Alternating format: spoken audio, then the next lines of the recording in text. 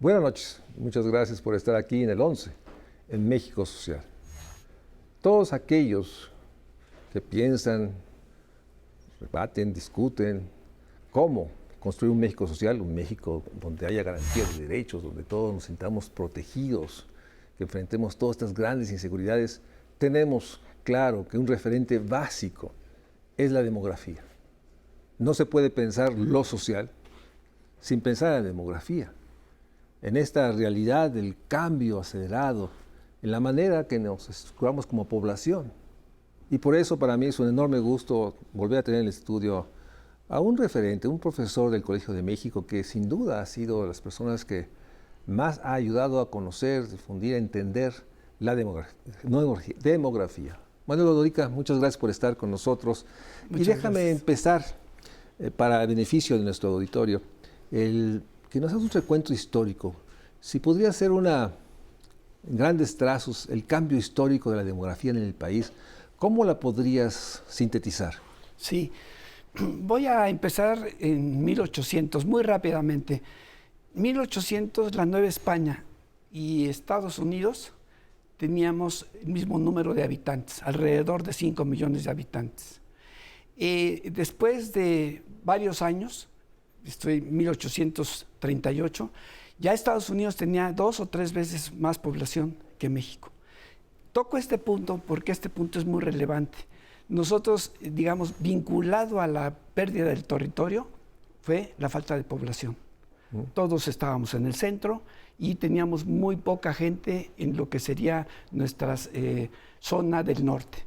Ese es un primer elemento.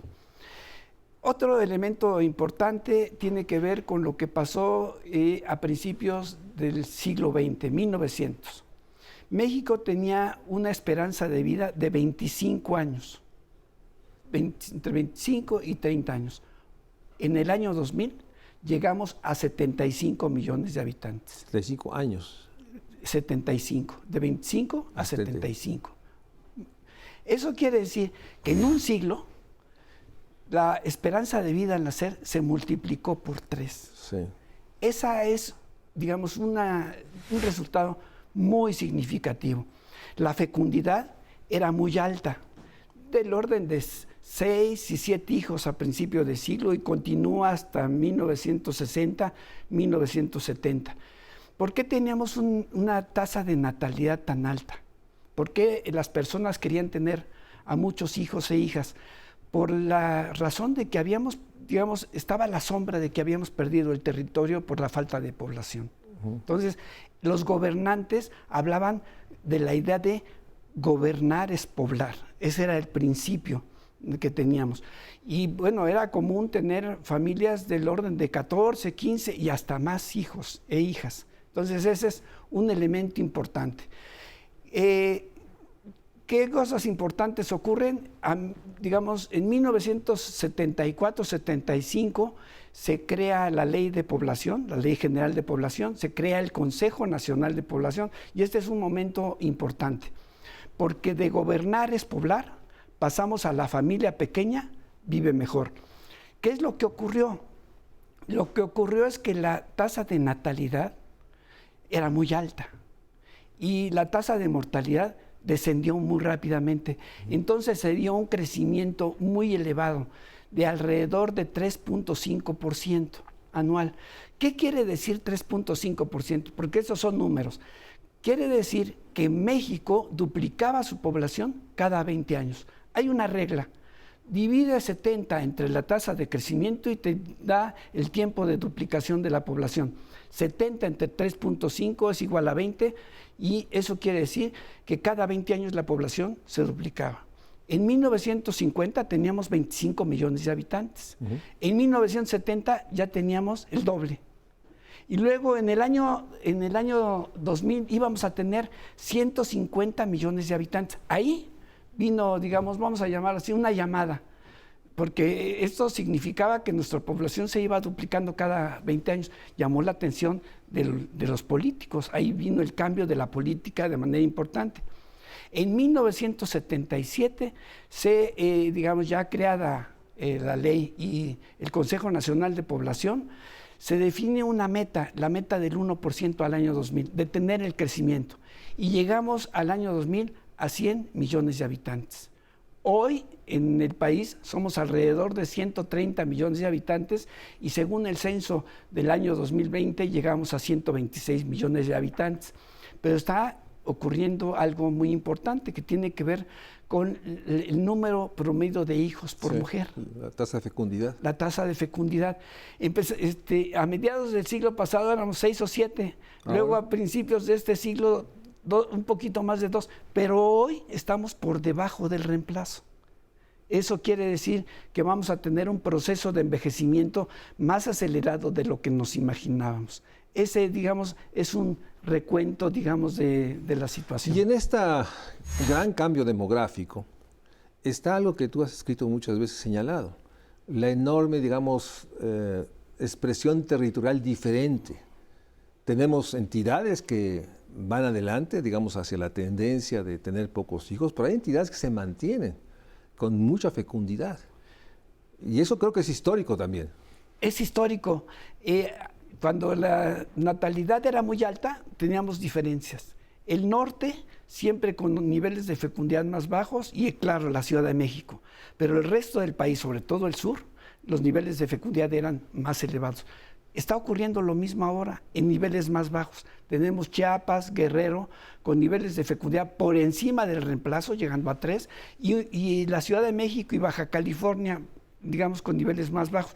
La Ciudad de México muy por debajo del reemplazo, como 1.4. ¿Qué significa eso en términos de, digamos, de la ciudad? O sea, vamos a ser, hay menos niños, hay menos niñas, hay gente más adulta. ¿Eso es lo que significa en términos, digamos, sociales? Sí, en términos sociales, cuando decimos 1.4, es una cifra ahí, digamos, muy técnica, quiere decir que una pareja va a tener un hijo en promedio. O sea que, no, digamos, no van a decidir tener el segundo hijo. El segundo hijo quiere decir que es el reemplazo exacto. ¿Qué quiere decir esto? Que cuando una pareja tiene 2 hijos, el hijo sustituye al papá y la hija sustituye a la mamá. Entonces se da el reemplazo exacto. Por eso se dice crecimiento cero. Sí. Porque ahí es un reemplazo perfecto. Y lo que ocurre es que en el plazo mediano, y ya no tan mediano, ya a corto plazo, lo que va a ocurrir es un envejecimiento muy acelerado. La población de más de 65 años va a tener un crecimiento en el que se va a duplicar la población cada 20 años, la población de 65 años y más. Entonces eso nos plantea un futuro en donde decimos, ¿qué es lo que va a pasar desde el punto de vista demográfico? Vamos a tener a una sociedad donde, para empezar, hay algo muy interesante desde el punto de vista de la demografía. Las mujeres viven más que los hombres, como 5 años. La esperanza de vida femenina es mayor que la masculina. Y otra cosa que ocurre es el número de nacimientos es mayor de niños que de niñas, pero los niños se mueren más que las niñas. O sea, desde ahí hay una, vamos a llamarle una debilidad genética. Sí. Entonces, lo que va a ocurrir, digamos, en el futuro es que también vamos a tener una sociedad envejecida en donde van a dominar, va a haber muchas mujeres. Sí, porque por otra parte está lo que las curvas demográficas nos muestran. Hay entre los 19 y 30, pues unas mordidas que tienen que ver por la violencia, por la enorme realidad de que los hombres jóvenes están falleciendo por causas externas, accidentes, homicidios, que también, digamos, comprime ese segmento y refuerza esta perspectiva de que seremos un país de mayores de 65 años y con más mujeres. Y con más mujeres. Déjame terminar el segmento. En términos rurales y urbanos, ¿cómo se comporta? ¿Dónde envejece más la población? ¿En las ciudades o en el campo? En las ciudades. En las ciudades, porque es en las ciudades donde se ha presentado un mayor descenso de la fecundidad. Entonces es ahí, digamos, en esas partes donde va a haber problemas más delicados desde ese punto de vista. Y desafíos enormes, porque tú lo sabes, lo has escrito, lo has acompañado muchas veces. En la Ciudad de México era costumbre ver, sobre todo en el centro, grandes primarias, doble turno, grandes, enormes. Y ahora nos damos cuenta que muchas instalaciones empiezan a ser demasiado grandes para los niños y niñas y adolescentes que están digamos, en el municipio. Puede que en algunas, porque me imagino que territorialmente en Iztapalapa, en otras partes, puede haber crecimientos diferentes, pero empieza a haber una enorme transformación de la percepción de qué es lo que se requiere. Tomamos un corte y regresamos para seguir hablando sobre la demografía, la gran dimensión social que nos imponen enormes desafíos y que ya nos dirá Manuel, o sea, rumbo al 2050 y 70, creo que los demógrafos ya pueden decirnos qué México demográficamente tendremos. Vamos a un corte y regresamos aquí en el 11 a México Social.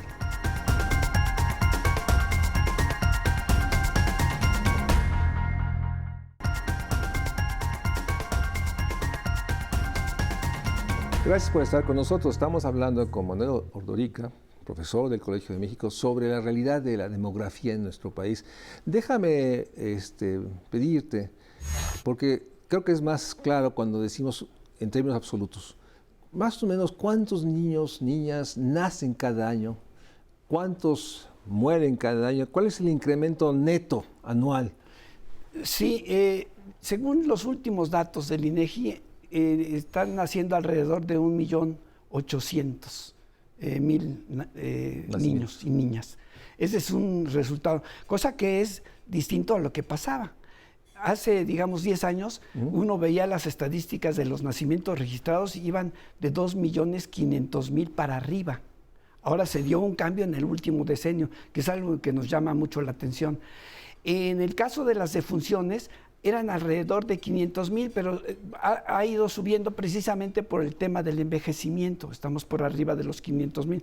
Según las estadísticas podemos llegar a 800.000. Entonces hay un crecimiento todavía importante de alrededor de 1 millón o un poco más. O sea, cada año alrededor de 1 millón más de mexicanos están demandando todo. Están demandando todo. O sea, sigue siendo una presión muy fuerte, sobre todo porque tiene su expresión territorial. Ahora, este fenómeno, esta, digamos, expectativa demográfica, ¿tú dirías que ya estamos en ruta de lo que ustedes pensaron en los 70s tardíos, o sea, 77, 78, de un México que va a llegar al 2050 con una tasa de reemplazo cero? Digamos, ¿cuál es la expectativa que tienes tú? ¿Estamos en ruta o todavía falta esfuerzos que hacer en términos de fecundidad y de esperanza de vida? En términos de fecundidad, me parece que, digamos, ya llegamos a una situación límite. A mediados del 2050 estaremos en los 150 millones de habitantes. 250. 150. 150. 150 millones de habitantes. O sea que la población se va a incrementar otros 20 millones de habitantes, pero hay que tomar en cuenta que va a ser una población envejecida. O sea, ese incremento, esa cifra se va a mantener más o menos en un nivel constante e incluso va a empezar a descender. Digamos, todo el siglo. Todo el siglo. Un poco pensando en lo que decía Víctor Urquidi, ¿no? La necesidad de planear en el largo plazo. O sea, tenemos que ver el México demográfico del 2050 en adelante. ¿Por qué? Pues porque, como decíamos hace un momento, vamos a tener un gran número de mujeres de edades avanzadas más que de hombres. Y si ellas, por ejemplo, no tienen seguridad social, pues entonces, ¿cómo vamos a atender? Por eso, digamos, hay un tema que tiene que ver con los cuidados, ¿no? Ese es el tema que, digamos, ahora está surgiendo de manera importante. La fecundidad prácticamente se va a mantener. La esperanza de vida va a continuar incrementándose. Ahora hubo un descenso en la esperanza de vida por la pandemia, que se perdieron alrededor de 6 años en la esperanza de vida nacer, y entre el 2000 y el 2020 se mantuvo, de 2000 y 2018 se mantuvo en 75 años.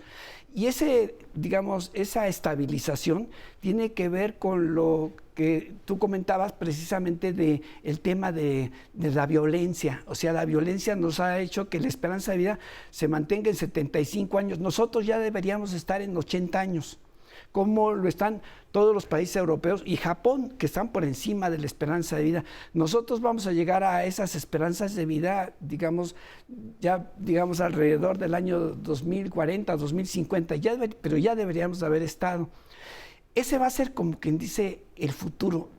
Deberemos de tender, digamos, porque ese es un tema que estamos estudiando los demógrafos, que tiene que ver con la longevidad. Uh-huh.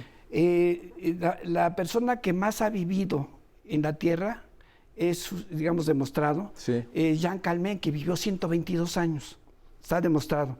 Y entonces, pues un poco la idea es tender hacia esa edad en buenas condiciones de salud. Sí, porque está el otro elemento, déjame decirlo desde la orilla que yo observo la demografía, es que seremos 150 millones, pero una gran parte de la población tendrá una carga de enfermedad muy alta, porque tenemos la diabetes, la hipertensión, los cánceres que están empezando tempranamente y que van a acompañar los 10 o 20 años de la población muy enferma.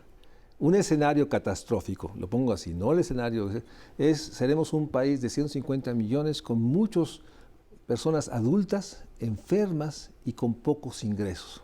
No quiero usar la palabra pobreza.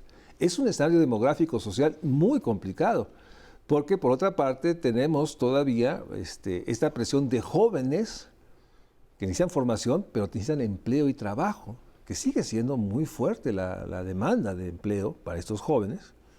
Y en ese sentido me gustaría pedir tu mirada. Háblanos de cómo se observa demográficamente la población joven en nuestro país. ¿Sigue estando, en términos de hombre y mujer, sigue estando, digamos, en el parámetro que ustedes están pensando? Los jóvenes, 19, 29, ¿qué ves demográficamente ahí? Bueno, yo lo que veo demográficamente, digamos, pensando en el famoso bono demográfico del que hablábamos, ¿no? La importancia de tener una población que va a continuar todavía creciendo. Sí. Esa población, digamos, entre 20 y 30 años va a continuar creciendo. Pero vamos a tener una carga muy fuerte desde el punto de vista de la población de edad avanzada. Lo que tú comentas, ¿no? Va a haber muchas mujeres, mujeres que van a estar en una situación de enfermedad, viviendo solas.